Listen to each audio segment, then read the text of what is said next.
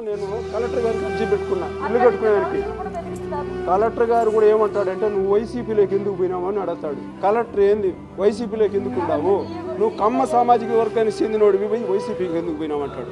SC గారు ఏమంటాడు, సురేందర్ నాయుడు నువ్వు ఈ పార్టీలో ఉంటే నీకు మీటర్ సర్వీస్ ఇప్పించేవాడిని కదా అంటే నేను పార్టీ మార్చి ఇప్పించకూడదా?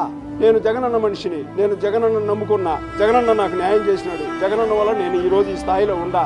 చంద్రబాబు నాయుడు వల్ల ఏ రోజు కనీసం నేను వ్యవసాయం చేసుకుంటానే బతికి కనీసం కూడా నా బిడ్డలు కూడా సాక్కోలేని పరిస్థితిలో ఉంటే నా బిడ్డలకు అండ దండ అంతా రాజశేఖర రెడ్డి నా బిడ్డలు చదువుకున్నారు. నేను ఆయన మనిషిగా ఆ రోజు నుంచి మారిపోయినా. చంద్రబాబు నాయుడు వల్ల ఏ రోజు లబ్ధి పొందింది లేదు, చంద్రబాబు నాయుడు వల్ల నేను ఏ రోజు బాగుపడింది లేదు. నేను అదే సామాజిక వర్గంలో ఉంటే కూడా నాకు నచ్చలేదు. రాజశేఖర రెడ్డి అంటే మనకు ఎంతో మంచి చేసినాడని ఆ రోజు మారినా. ఆ రోజుతో కంటిన్యూ అవుతాడు నేను, ఎందుకంటే జగనన్న ఇంకా ప్రేమగా చూస్తున్నాడు కాబట్టి నేను జగనన్న మనిషిగా బతకాలనుకున్నా. జగనన్నతో నేను కొనసాగుతాను. నన్ను చంపేస్తే కూడా జగనన్నను వదిలిపోను, నన్ను చంపితే కూడా జగనన్నే, ఆయనే వస్తాడు, నా దానికి నేను కూడా చేస్తాడు.